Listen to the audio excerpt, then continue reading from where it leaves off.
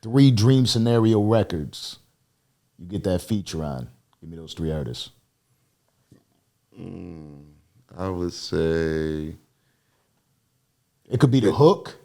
I'm getting Kanye West, man. Okay. I'm getting a Kanye verse for sure. Are you getting a Kanye verse or a Kanye verse and the beat? Just a verse. Yeah. Some of them beats, I don't want to be all on there. Happy feats and all that, you know what I mean? Yeah, I say Kanye. I get a 50 Cent hook, man. 50 Cent hooks was crazy, man. Yeah, 50 Cent hooks was good, man. And a Jadakiss feature. I definitely get a Jadakiss feature, man. Like that. That's a nice little lineup. There's your album. Yeah. Sprinkle those off. So coming up, you're talking about the people that influenced you. Like you ever have like you ever get to link with any of these artists? You ever get to ability yet to network with anybody? Well, what was the moment that really was like, okay, this is dope? Well, I met Styles P a couple times, like on like some meet and greet shit. But there was a point where we was talking through the email as far as doing a feature, but I just never had gotten to it at the time. I was doing other things or investing in other things, like more so myself opposed to the next person. But yeah, Styles P is somebody that I like had got in contact with as far as like working. But I mean, most of the features and artists that I've met, like I've talked to genuinely or like organically, or we have some kind of mutual friend where it was like an okay type thing. Yeah. So yeah, things worked out where, some things was done out of mutual respect for people. Some business was handled too. And the job was done regardless, though. Fire.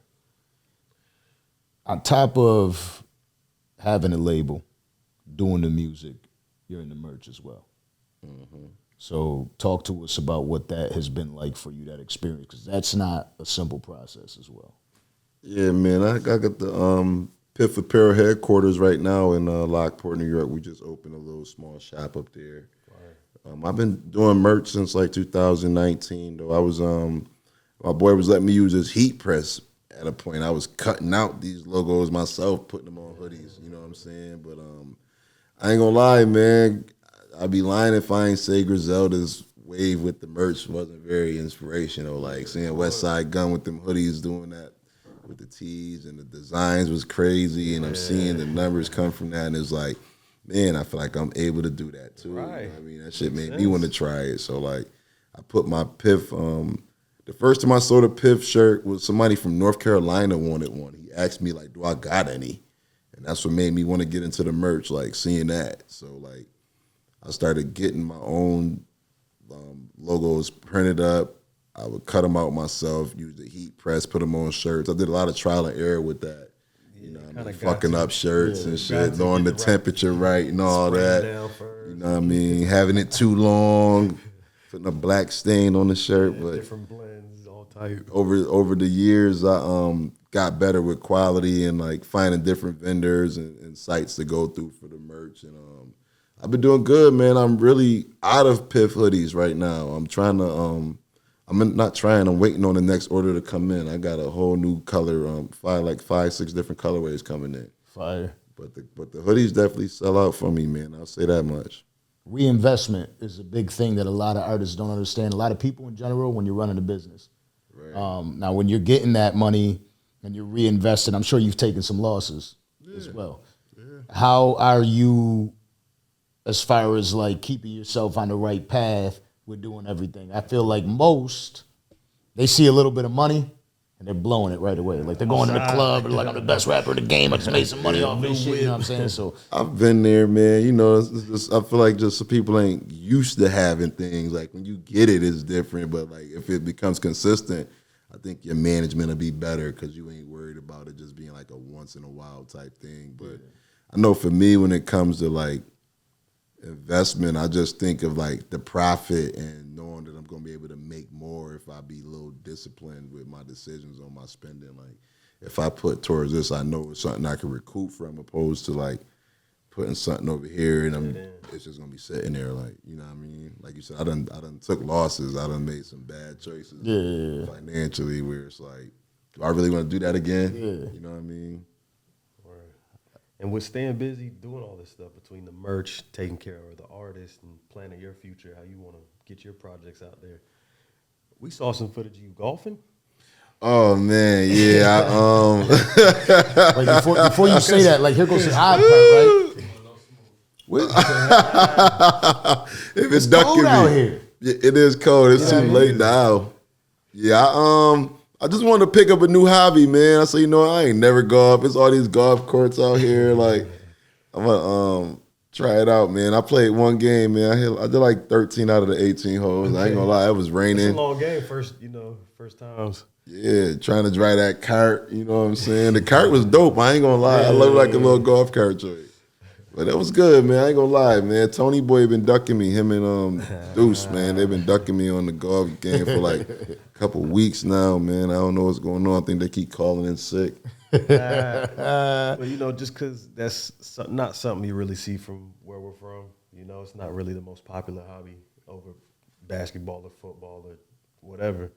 Yeah. Is that something you found just to kind of help pass the time outside of work and business? Something I could kind of leave the world at the door, and when I do this is what I'm doing for this amount of time. Very so. That was just something I wanted to find me a hobby away from everything, you know what I mean? Without having to answer my phone or worry about being there doing something. Like, you know, I'm just making some time for myself. Word.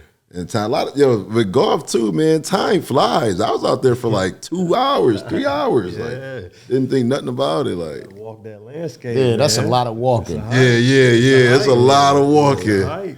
Yeah, I'm gonna go ahead and stay away from that. I agree with the way you're handling it, Tony, because I'm not going to golf. You heard what Tony? I'm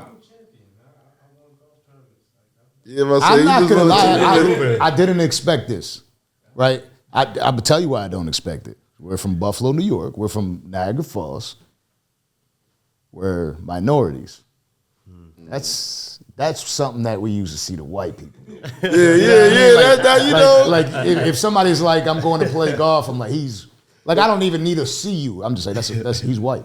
Yeah, that's Caucasian hobbies. You know what I mean? But it's like we gotta do different shit. I feel like you gotta talk Caucasian when you do it too, though. Yeah, I got the speaker out there. I'm smoking. Yo, ain't gonna lie, they smoking out there. Like, yeah, I can do this. This looks like an Icewear Vezo and the baby video. On the course. Yeah. What are they doing on our courses? Yeah. That's fire though. I'm not gonna lie. That's something that I'm not gonna do. But you know, I got a fucked up spine. But I'll think about it. You know what I mean? Well, like I'll live vicariously. Tony said it too. He was saying a lot of deals get signed on the golf course. Yeah. People be out there, man. I feel like golf is a money sport though too, man. Yes, golf is a money sport. Yeah, get you a nice pair of clubs. Absolutely. Right. But you got so much going on in Niagara Falls. We talk about not having that many influential people out there, and you know we seen it in Buffalo. You know what I mean? Once Griselda got put on, it started to seem like everybody, like it's not the artist's responsibility to get all these. I hate it. I absolutely the shit that pisses me off the most is when there's people. Oh, he ain't putting nobody on though. Yes, you are. When you shine a light in a city, more people are able to go there. You know what I mean? If you listen to Conway, Benny, Westside Gun, you're also more than likely just going to naturally see what's going on with that scene, right? So knowing that you are someone that brings a light to the city, you're able to give back to the community. I see you doing things like giving away ice cream or getting ice cream for the kids, doing face painting and things of that nature. So what's it like giving back to the community?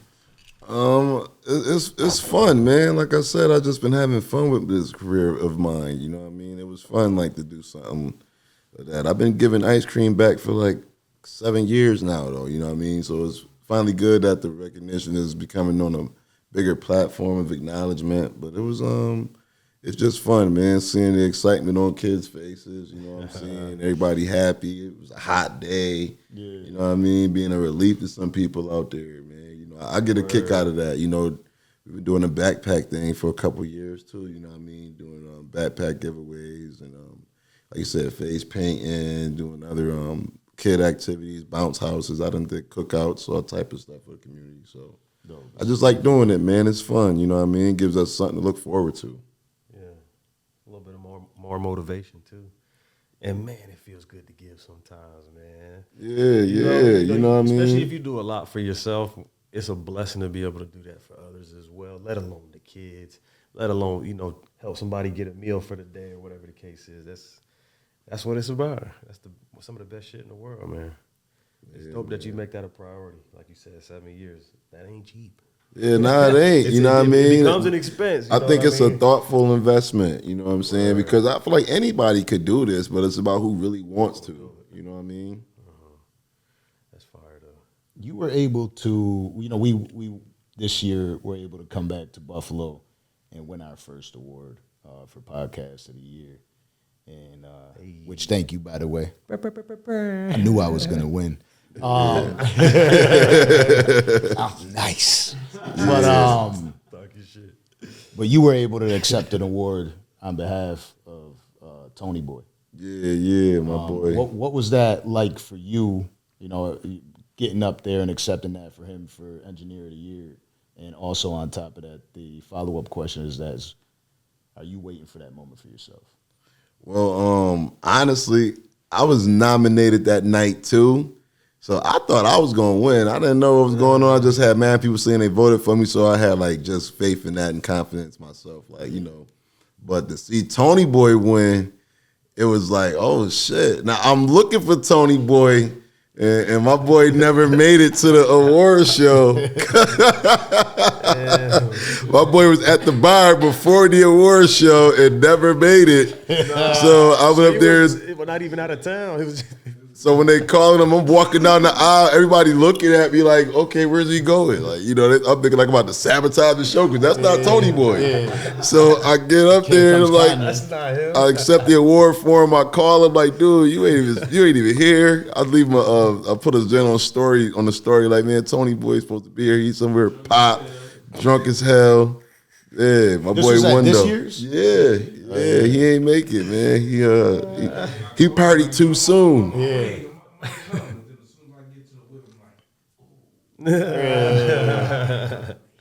I'm not gonna lie, it would have been an epic speech. Yeah, he was selling. Because I took the mic. I was like, I'm gonna talk. If I flew out here, I get my own talk time. Yeah, but I say when you popped up, I didn't even know you was in the building. I ain't even gonna lie. I'm like, oh shoot, he here. That's fire. Yeah. It was dope. It's dope to see the artists get together.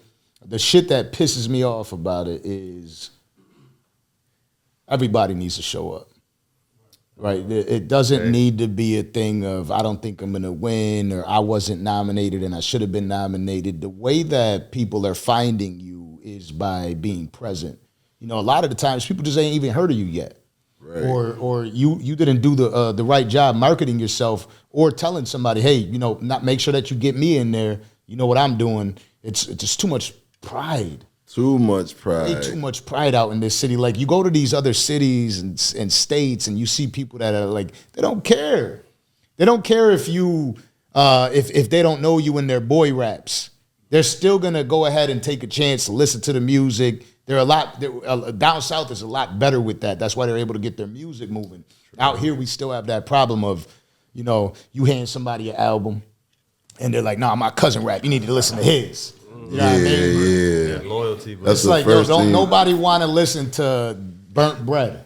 Yeah. You know what I mean? Trying to pass it back. What I mean? We don't want to listen to these dudes with ponytails and stuff like that.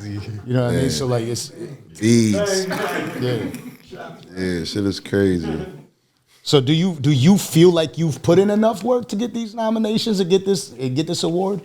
Yeah, do you feel like whoever won it deserved it? I feel like I put in the work, but I think it just come down to fair game. It's about getting people to vote for you. Like if you really like that, everybody gonna tell you. It's gonna show. That's what I feel like. And like to go back to your statement about people being so prideful, I agree with that too. Because it's like a lot of people is not who they think they are. Like, you know what I mean? Away from here, like trust me, you leave here, people do not know you, bro. So it's like you should want to get more involved in this area and networking with people that's on the come up too. Because if they say great minds think alike, then what are you thinking like? You know what I'm saying? So I definitely feel like the 716 award show is definitely good for the area. Like they got one in Philly, they got one in Phoenix, Orlando. You know what I'm saying? All these other cities is doing it, and shout out to Abby Ra, and I forgot shorty name. I was saying it wrong at the rehearsal. I'm sorry. You cool. But yeah, man, I just feel like the pride is in the way for people. Like they just get a little Hollywood out of nowhere. I don't know, like. So you became that guy instead of waiting on that guy. Yeah. Right. So talk to us about that motivation to just break those barriers. There's not a lot of people. I keep talking about this in a lot of the podcasts that I've been on lately. Is like I feel like I'm a chosen one, right? Like when I walk through a room, I walk through with positivity. I walk through like I'm him. Hey. You know what I'm saying? A lot of people don't have that energy around them. What gives you that energy, and were you like that all the time? Nah, you know what? I had to make myself into that because like I was just like a lot of people around here, just like misled and misguided with music and entertainment, thinking like somebody was gonna come get me, or like a label was like, "We want you to sign. We sign right here. We're gonna give you all this money," and like learning the business myself, like just from self-educating and looking into like the real ins and outs of music. I learned like you gotta put yourself into position. You gotta invest into yourself in order to get people interested and even wanting to invest into you. Like if you ain't putting no money into it, why would I give you anything? Right. You know what I'm saying? If I don't see your own efforts from within, and that's what makes me do it, is knowing that, I don't got nobody coming to get me, bro. So that just pushed me even further. It's like, this is all on me to make it happen. And like, just from a different way of life, like, you got to believe in yourself. You know what I'm saying? If you want to make something happen, and I'm just bringing that to the entertainment side. So I think that's what really pushes me, though, just knowing nobody's coming. So when we talk about that motivation, the creativity, the artistry, who you are, having that confidence walking in that room. Yeah. So what I need to know from you is if you got a 16 that you could deliver to the fans right now, because we got about 500,000 subscribers. Yeah, right? we got to show them what you're about. So I do too, man. Let me see. Let me get a verse. Okay. I'm stuck between Sour and Haze. I got too many options. And now I want to link with rappers who be window shopping. You boys pocket watching. They on the block. I'm in Miami with the bros on Collins. Fuck rap. I never tried to be a trending topic. I'd rather stack. Every first I still make my profits. I'm from where niggas pop a perk before he load his rocket. And he might tell before he even hear that cell lock in. I used to dodge a scale. Graham came up every time a dollar hit. I made a bird stretch like an ostrich, selling smoke and graduated college. It's still a dirty game, and this where I apply my knowledge. Do it big as Chris Wallace. Yeah, it's foreign, but you in a Mazda. Watch your lot moving quick as he Honda. Word to mommy like Kanye and Donda. This how it gotta be. I'm a leader, so they follow me. In all honesty, I'm like the old clips. Got it for cheap. You niggas comedy. You know what I mean? Something light off the mind. That's what we like doing. Got mad verses. I'm just, oh man. I just want to present the artists with something, or the viewers with something for them to understand why we have you on the show. Now, something that, for me, I'm like, let's deliver something for the viewers, because they're watching you for the first time. They hear a verse like that, and for them and for myself, right? Because I'm really a fan of music, so I'm speaking as a fan of music. Tell them what they need to listen to be able to fall in love with your craft. Where are you going to take them to? What album? What song? I think a good song, I would say, have a toast on The World is Piff 1. I feel like that right there is more like a upbeat, more happy vibe. You know what I mean? Some good music. Because, like, everybody's good with giving pain, but who's able to make everybody happy, too? You know what I'm saying? So I feel like Have a Toast is one of those tracks where I feel like separates me a little bit from everybody. I mean, that's just my opinion of where I would say start at right there. But I got plenty of songs, man. Plenty of songs. That's dope. That's what the people we want to know. So what's next for you then? What's next? I'm in the process of writing movies, man. Like actually writing movies. Like I just actually started this script. I started the scripts today. I got like, yo, these AI is crazy, man. This AI stuff is nuts, man. Get with it. I use this AI app today. I told it to write this paragraph into movie format, and it did it for me. This shit is nuts. Like, I'll never need a job. It's crazy. But yeah, man, I'm in the process of like writing full-length movies, man. So I want to do movies with the albums though, like Master P used to do this growing up, man. I remember he had like The Last Dawn, Snoop had the movie, Silk had the movie, and I'm trying to do stuff like that, you know what I mean? Just expand in the entertainment game, you know what I mean? A lot of people don't understand the power of AI, and they need to get into it because it's not something you want to be left with. Because AI is going to take your job. Don't get left. You know what I mean? Yeah, like, man. I'm sure there is now AI rappers. You know what I mean? And I mean that by, I'm sure a lot of these boys ain't writing no more. You know what I mean? They write. You could pen a couple verses, and you could say, "Here's how I write." Put the verses in there, and say, "I need to write a song about starting problems with everybody on Facebook," and then it'll probably pop up. It probably will. Yo, that AI is crazy. That just do everything you tell it. Yeah, it's like I type a lot. You know what I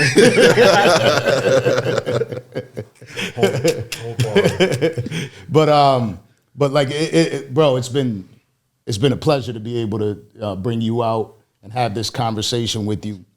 A question that we ask a lot of our guests is the scale of life question. And I want to know, based on all that you've done along your journey right now, out of a 1 through 100, where you feel like you're at in the scale of life?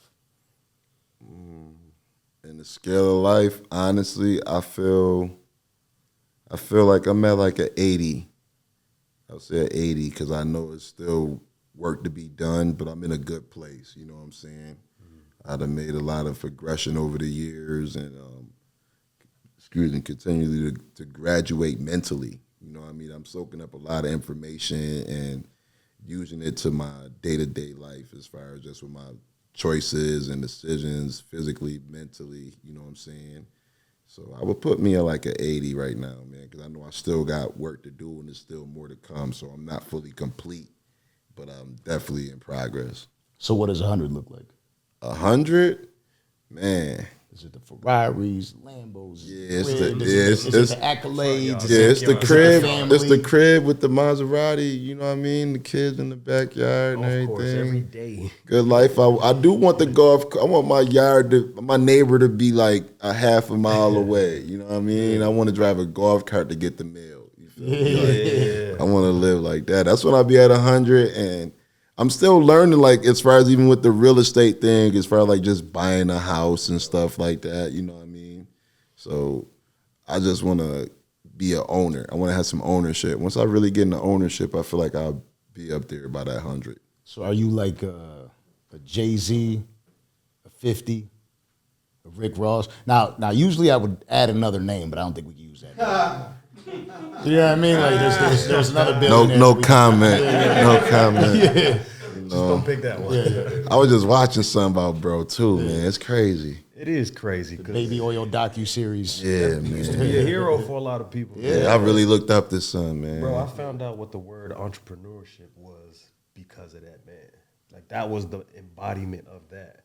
Yeah. He's into this and he's into that and he's doing this and he's putting them on and he got this and a subdivision of that and here we are, and I'm like, damn, man, you pick your heroes wisely. He had me fooled, man. As long as he didn't have you fooled at his crib. Yeah.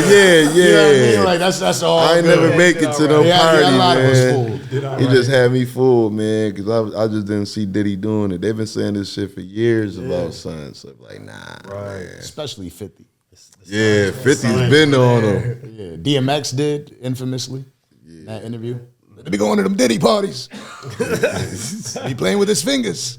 Yeah. You know what I mean? It's like, wait, see, it's like it's crazy, man. That's my man's in them. Right. There was an interview of him. Diddy, man. An interview of him sitting next to Tyson. I think he put like his hand on his lap, and Tyson was like, Yeah, good thing. Good thing Diddy didn't get mad because we seen what happened to Tyson. About that. But again, what type of businessman do you see yourself as?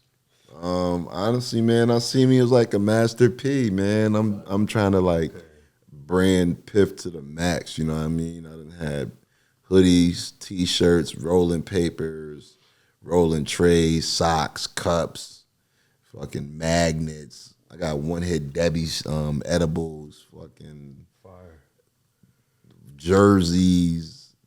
I got Piff Pokemon cards, bro. I got Jamal Gasol Pokemon cards. Like I'm trying to put my stuff on anything possible. Like I want to get Piff cereal. I was gonna say cereal next. At the movies, you know what I'm saying? Just trying to just put Piff on all items possible as far as just to push the brand out there. Fire, that's dope.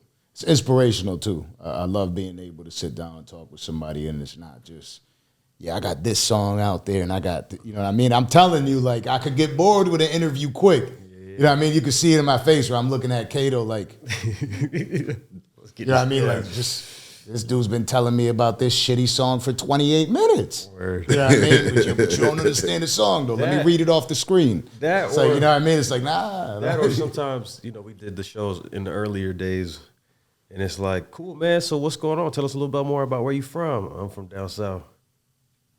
Okay, and so you came here to talk, where do we go right, from here? my boy? Like, See, my thing, I don't be wanting to over talk. That'd be my thing. I'll be wanting to over talk interviews. We want to hear it.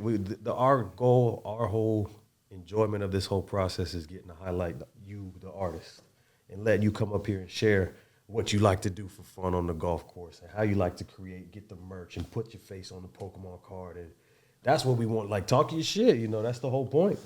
Or else what we doing? It all started December 29th. Yeah, like you said, with the little tykes, with the mic, the speaker with the handle on it. But now tell the people, before we wrap this up, tell the people where they can find the merch, the music. You on all these social media platforms. You can find all the merchandise at jamalgasol.com.